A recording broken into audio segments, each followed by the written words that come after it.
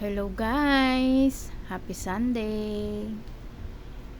Ayan, ipapasyal ko kayo saglit diyan sa Binakayan Market guys.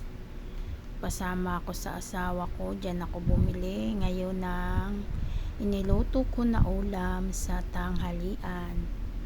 Para makalabas naman ako. Lagi ako nandito sa bahay, naiinip ako. Kaya dito ako bumili ng iluluto kong ulam sa Binakayan.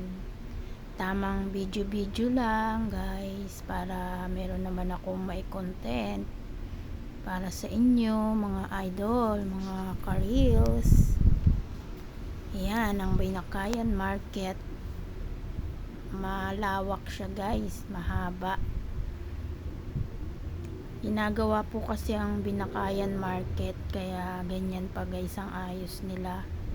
Wala pa sa ayos, di pa tapos pero malapit na po atang matapos. Ayan o, may mga install na nagawa na po. Ayan o, lawak ko. Ayan, nasa dulo pa po yung mga nagtitinda ng mga karne at isda. Diyan ang daanan sa gilid guys. Ayan, diyan kami dumaan. Pero pag siguro ililipat sila dyan sa bakanting na yan, mga install na tapos na. Ay, marami kayong makikitang bilihin dito guys. Sari-sari, may mga prutas. Ayan, papunta kaming bilihan ng mga karne, isda.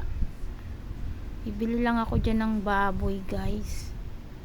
Maglalaga kasi ako ngayon. So kumain ng mainit na sabaw, humigop ng sabaw, kaya naisip ko ay baboy na lang, dapat manok, pero sabi asawa ko baboy na lang daw ang binili, kaya bumili ako dyan. Ayan, dumaan din kami sa bilihan ng saging na saba at ako'y magmemorienda ng saba na saging mamaya. Lalaga ko guys, mura lang dyan guys ang saging per peraso. Ayan o, isa lang. Ayan, pauwi na kami guys. Diyan na kami sa parking area.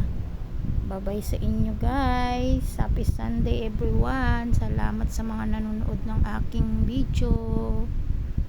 Thank you for watching. Bye bye.